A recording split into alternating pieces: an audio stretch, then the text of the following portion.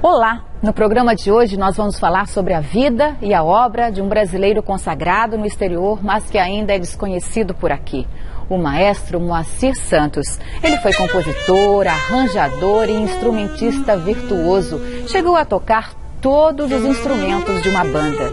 Dono de uma obra impactante, o pernambucano de Serra Talhada teve uma trajetória pessoal ainda mais surpreendente. Menino pobre, negro, sertanejo, ele se transformou num mestre da música popular brasileira. No Recife, o maestro Moacir Santos, que morreu em 2006, aos 80 anos de idade, recebeu um tributo, um festival totalmente dedicado à obra extraordinária que ele deixou.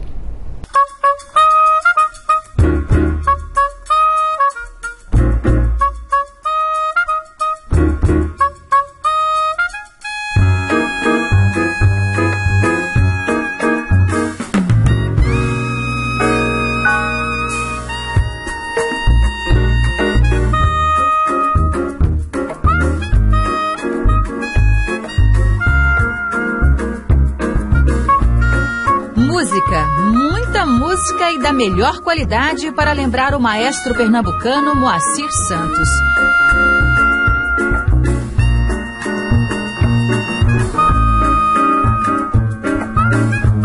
O festival trouxe ao Teatro Santa Isabel, o mais imponente do Recife, bandas do Brasil e do exterior, reunindo grandes nomes do jazz mundial.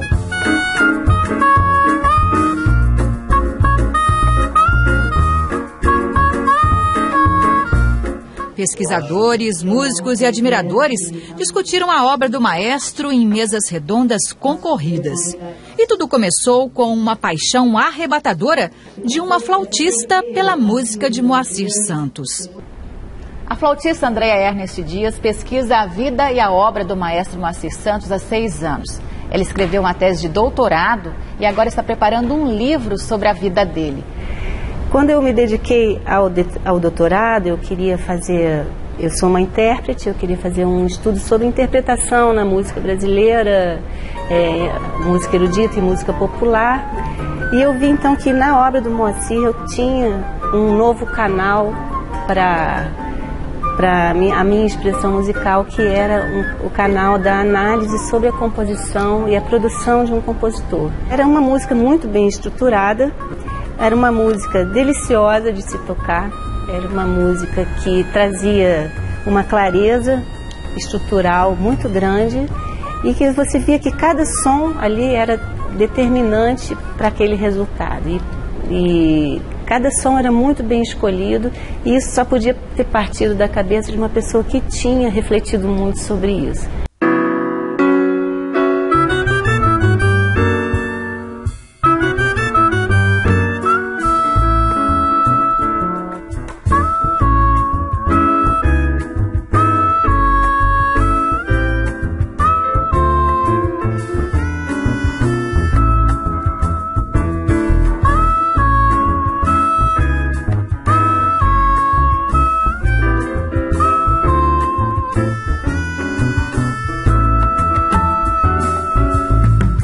Desde menino, Moacir Santos se apaixonou pela música. Assistir aos ensaios da banda municipal ainda lá no sertão de Pernambuco era a diversão preferida do garoto pobre que não tinha instrumento, mas que chegou a ser considerado um prodígio. Ele aprendeu a tocar todos os instrumentos da banda. Se você disser que sim, que bom vai ser. O mais curioso é que aos 10 anos de idade ele conseguiu o primeiro emprego na banda, como contou nesta entrevista. Eu insisti de tal forma que fui a pessoa escolhida. Olha, meninos, você toma conta aí para não deixar os meninos mexerem nos instrumentos. Agora, você podia ou não mexer dessa vez? Eu não sei, alguma coisa interessante que posso dizer a você é que terminei tocando todos os instrumentos da banda.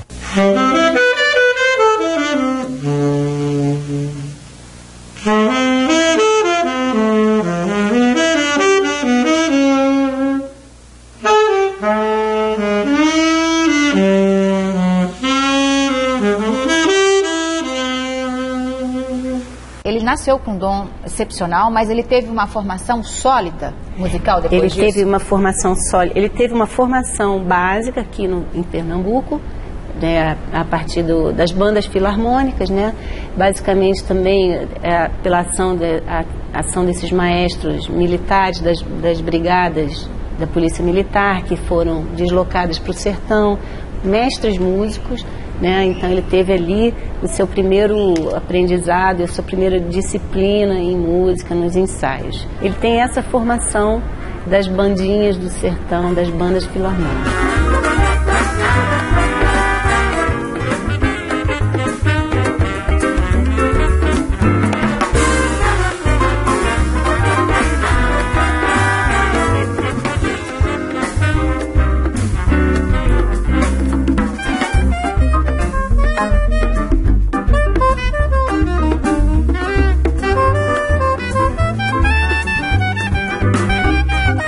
Ele ficou órfão aos 3 anos, né? A família é muito pobre ali nessa região de Flores. E os filhos foram distribuídos, então, pelas famílias da região, né? O pai dele saiu em busca, se engajou numa das volantes que perseguiam os cangaceiros, né? Saiu e nunca mais voltou. Ele foi então criado por uma outra família, uma família branca, de classe média, né? Uma família de condições melhores, né? Mas a situação dele também racial, aqui no Brasil a gente sabe como é isso, e ele sofria então esse preconceito, né? Ele era encarregado de muitas tarefas e ele queria tocar, ele queria brincar igual as outras crianças, mas ele foi educado, ele teve escola, ele foi, né, muito bem educado, era uma pessoa finíssima, né? E isso ele acredita a essa família, a esses tutores, não tutor oficial, né? Mas ele não tinha, por exemplo, um registro de nascimento. Aos 14 anos, Moacir Santos fugiu de casa, decidiu se dedicar à música e começou uma jornada difícil atrás do sonho. Ele vai buscando, pode ser buscando a estrela dele, ou buscando o pai dele, buscando algum sentido para a vida dele. Encontra os músicos de jazz em Salvador, no Cassino Tabaris, né, nos anos 40 ainda, essa influência toda da política da boa vizinhança, que recebe esse trânsito muito grande de músicos americanos e europeus. Então ali ele toma contato com o jazz, as formações, ele se impressiona muito com os músicos, com a qualidade dos músicos americanos, e ele então, poxa, tem mais coisa para eu fazer. Ele já está a essa altura com 18, 16 anos, ele precisa fazer o serviço militar, ele começa a querer se engajar nas bandas militares. Ele é rejeitado por algumas delas, da aeronáutica, né? Esse preconceito racial dentro da hierarquia das corporações também, a gente tem que comentar isso. E ele vai, a partir das bandas militares, ele acaba chegando a Paraíba e se torna ali pela primeira vez o maestro da Rádio Tabajara. Ele foi para o Rio de Janeiro em 1948, recém-casado com a paraibana Cleonice, o amor de uma vida inteira. Eles tiveram um filho, Moacir Santos Júnior, que veio para o festival. Aos 64 anos, criado nos Estados Unidos, o militar reformado guarda muitas lembranças do pai. Qual a memória que o senhor tem do seu pai compondo, trabalhando? A música nascia de forma fácil para ele? Sim, ele tem uma grande habilidade para escrever música, para compor música. Parava o carro, você tem um papel, um lápis aí, ele escrevia umas barras de música e depois, quando chegava em casa, ia no piano e escrevia a música. Então, onde ele estivesse, ele estava com um papelzinho pronto para ter inspiração. Sempre, é uma das qualidades dele. Como se diz, uma assinatura do meu pai, geralmente é um livro debaixo do braço de música, um dicionário e o chapéu, como sempre. E o que o senhor acha desse tributo ao seu pai na terra dele? Fantástico. É um grande show, um show muito especial.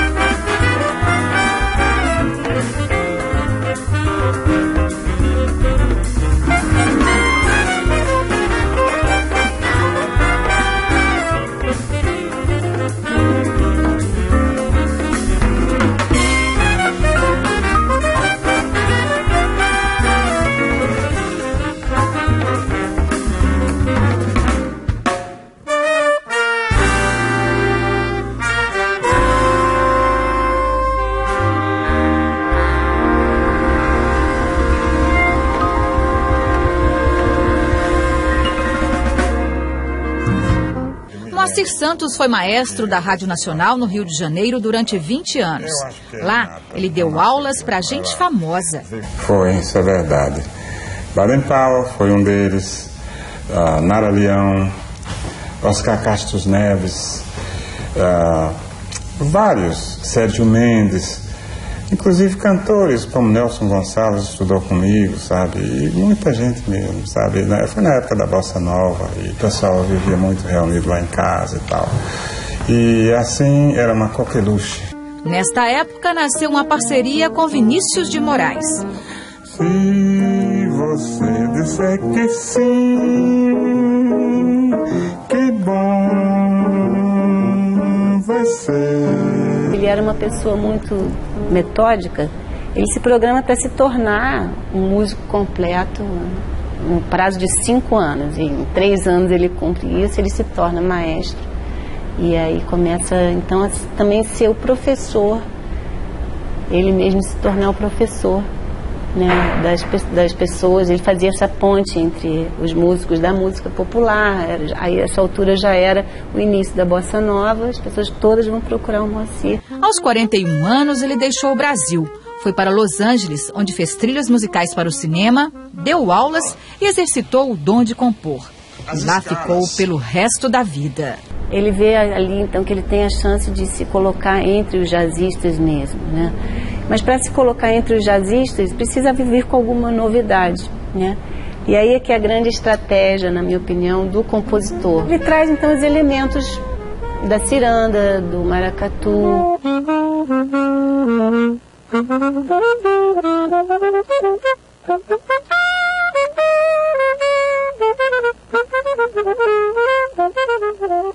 Nós estamos aqui diante de uma relíquia. Esse saxofone pertenceu ao maestro Moacir Santos e hoje é o instrumento do saxofonista Teco Cardoso. O Teco que ajudou a criar a banda Ouro Negro, que resgata as obras do maestro. Primeiro vamos falar do saxofone, né? Como é que ele veio parar aqui nas suas mãos? É a voz do Moacir Santos, né? Ele era um saxofonista, baritonista, tocava nesse instrumento. Quando mudou para os Estados Unidos, comprou esse instrumento, gravou seus álbuns. Eu tive o prazer de ter aulas com ele lá e tinha esse sonho de tocar música do Moacir no instrumento do Moacir. Mas depois que ele se aposentou, esse instrumento foi parar na mão de um músico do Rio de Janeiro, amigo dele e tal, e eu soube que ele tinha comprado um instrumento novo na Europa e ia botar para vender. Eu achei que era novo. E liguei e descobri que não, que ele ia vender o instrumento do Moacir. Aí a primeira coisa que eu fiz foi pegar o carro em São Paulo, juntar o que eu tinha e ir lá buscar esse instrumento.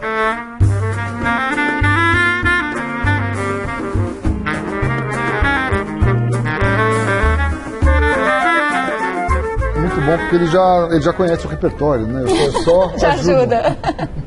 Agora, é uma responsabilidade, não é não? Muito grande, muito gostosa, né? Porque o Moacir, ele era um excelente compositor, excelente arranjador e excelente instrumentista. E tinha uma voz muito peculiar nesse instrumento, no sax barítono.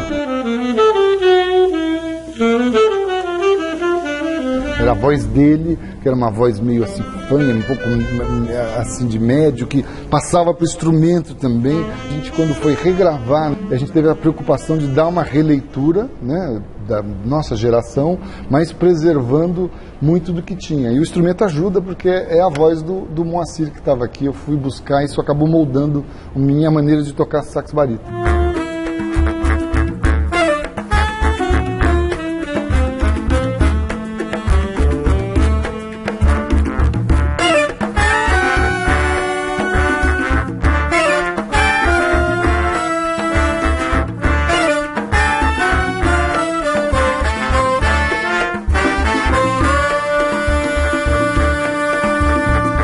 Ele gostava de quê? De compor música erudita, de jazz? Ele gostava de compor música erudita, de compor temas.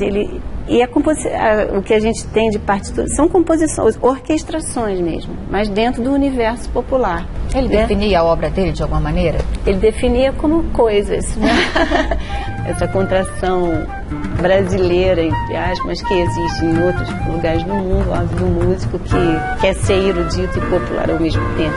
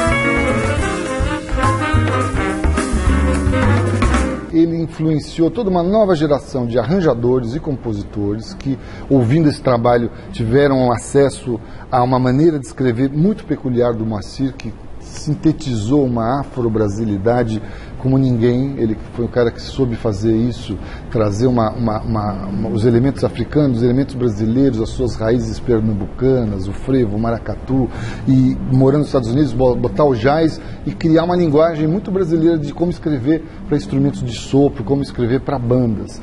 Isso tem uma geração nova que só pelo fato de conhecer, já está tocando de forma diferente, né? Já está tendo a possibilidade de se influenciar por um mestre que foi o Moacir.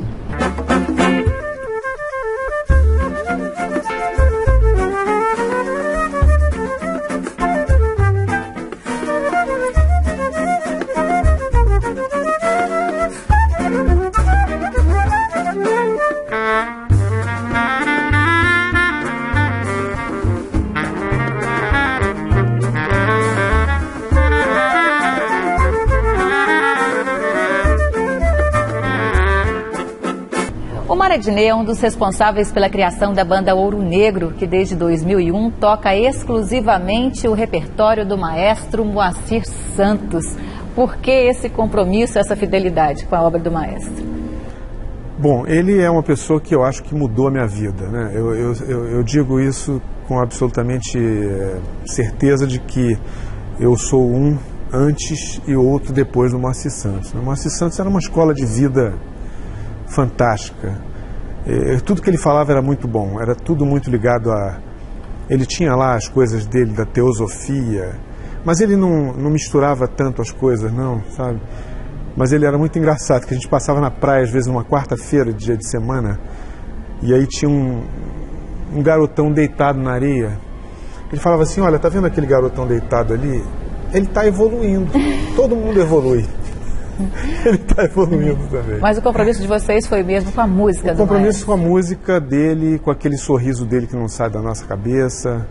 E a música dele é muito especial, é tudo muito especial, tudo muito encaixado, é como se fosse uma grande engrenagem muito bem arquitetada, sabe? É uma música que a gente gosta e as pessoas que ouvem gostam, então a gente tem que continuar a fazer isso. E até hoje, né? A primeira audição causa um impacto nas pessoas, até nos profissionais. Sempre causa. É muito diferente. É uma coisa muito diferente e, ao mesmo tempo, muito brasileira, que tem muitos elementos brasileiros que são reconhecidos dentro da música dele. Mas é muito peculiar. É como se fosse um traço de um Picasso, né? Que todo mundo reconhece, né? Só que tem gente que não gosta. Mas a do Moacir Santos é difícil não gostar.